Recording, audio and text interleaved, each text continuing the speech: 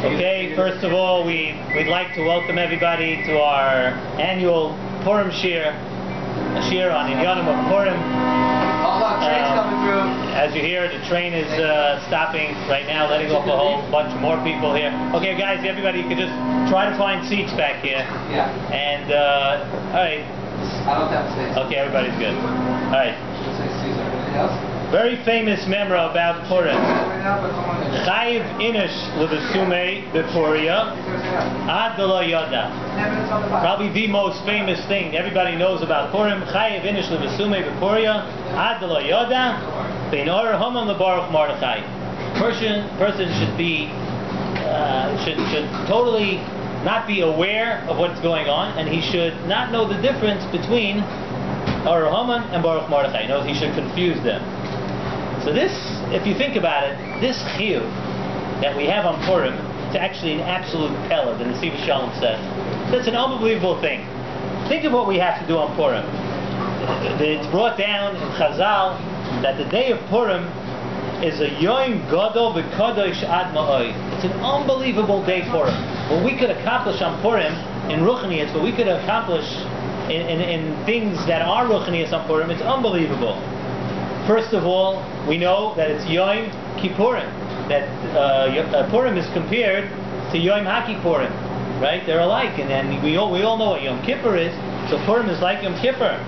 Another thing, that we know Purim is like the day of Kabbalas HaTorah, because we say in the Megillah, we're going to read in the Megillah, Kimu v'Kiblu HaYehudin. So we say that Kiblu, what were they Makabel? What they were once Makabel on Har Sinai, they were now Makabel in the time of the Megillah, they were Makabel Beratzon. So we see, first of all, it's like Yom Kippur, and now again we say it's also like Kabbalas HaTorah. Another thing that it's like, we know that this week, we're going to lane this Shabbos, coming up this Shabbos, we're going to lane Parsha Zachar. And it's also the Inyan on Purim, we lane about Mechias Amalek. So we're doing the Mechias Amalek, which is a very, very big Inyan. We have to do that also on Purim. Another thing that we have to do on Purim, we know, famous thing everybody knows about, Kol HaPoishet Yad, Noisim Loi. Anybody who sticks out his hand to you, you give him. There's a tremendous Inyan of tzedakah on Purim. So if you think about it, there are so many unbelievable things that we have to do on Purim, and all these things really require Yishuv Hadas. I mean, to think that it's like Yom Kippur, Kabbalas HaTorah, Tzedakah, Maimon Har Sinai, everything. So it really needs, you have to have your senses about you. You have to have your wits about you. So somehow, how does this jive? How does all these inyanim, how does it jive with the chiyuv of chayiv inish levesume beporia? Right? Somehow, I don't think you'll be able to accomplish any of these things in the right way on Purim. So first of all, the S.S.S. says, Al derech avoda, a very, very beautiful pshat. He says, Chayiv inish levesume beporia. That's the lashon. The lashon of Chazal is that you're chayiv levesume beporia. It doesn't say levesume to get drunk on wine, by yayin. It says levesume beporia. Get drunk on Purim. What does it mean? In other words, on this Purim, we have the once-a-year opportunities. We have so many opportunities, like we said, Kabbalas HaTorah, Yom Kippur, all these kind of things, Tzedakah. We have all these kind of things on things. So Chayiv inish levesume beporia. That it's so overwhelming, it's so unbelievable what you could accomplish on Purim, that the Chiyav is levesume beporia just on the thought of the Yom Tov alone. That alone could drive you crazy. That alone could send you over the edge. That alone is what we get drunk on. The unbelievable Ruchnius Dika opportunities that we have on Purim. And that's just al derech avodah pshat. Again, I'm not speaking any halacha l'maisa. I'm not telling people whether they should get drunk on Purim and how much you should get drunk. And if you should listen to what I just said right now, and getting drunk on the mitzvahs, and getting drunk on Torah, and getting drunk on Kabbalas HaTorah, I'm not saying any halacha l'maisa. You could speak to your Rav, and you could ask him what's right for you. However, one thing you see is that we do notice that on Purim sometimes all these things, because a person is so worried about getting drunk, and he believes that the entire point and the entire matara of Purim is getting drunk, sometimes all these unbelievable opportunities end up going by the wayside, and we don't have the Purim that we really should have.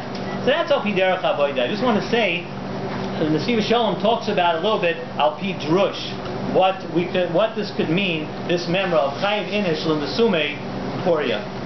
The Maral says, when he speaks about Avodas Hashem, the Maral says that there are three parts of a person being complete in Avodas Hashem. The three things are: a person should be Sholem in Boiroi, he should be whole with his Creator, with HaKadosh Baruch Hu. The second thing is he should be Sholem im Chaveirav, he should be whole with his friends. And the third thing is he should be Sholem im Atzmai. A person should be, so to speak, at peace with and complete with HaKadosh Baruch Hu, with his friends, and with himself. And each one of these things, the Nesiv Shalom says, each one of these things that the Maral says you should do, we're able to say on Baruch Mordechai Ba'or Haman. We're able to apply it to this inyan of what we're going to do on Purim. So first, Zok the Nesiv Shalom, we have Kriyas HaMegillah. And on Kriyas HaMegillah, the Nesiv Shalom says, is an opportunity to be Shalem in Boiroi, to be at one, to be whole with HaKadosh Baruch Hu. It says there are people that sometimes everything's going well for a person. Everything's going well, everything's good, and it's just a good time of your life. So when everything's going very well, you feel very close to HaKadosh Baruch Hu. And we'll call that a geder of Baruch Mordechai. Now you're feeling everything's good, you're blessed, everything is fantastic. But there are other times that a person feels that he's alienated from HaKadosh Baruch Hu. A person feels that things aren't going so well, and he feels that he's in a low in Ruchnius and Gashmius, and he's feeling that he's on a low level, and he feels that he's in a gather of Ar Haman. In other words, almost like he's in real trouble. He can't seem to get himself out of a rut, and he can't get himself close to HaKadosh Baruch Hu.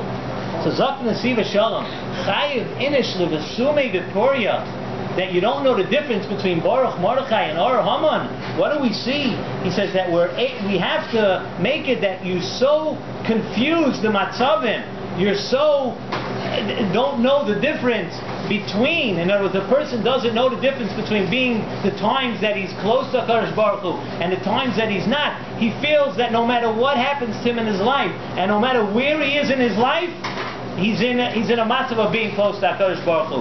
That's the senses you're supposed to lose. That's what we see from the Megillah, right? We see from the Megillah was, we see in the Megillah that the Yidden were down and out, and it looked like there was almost no hope. But what?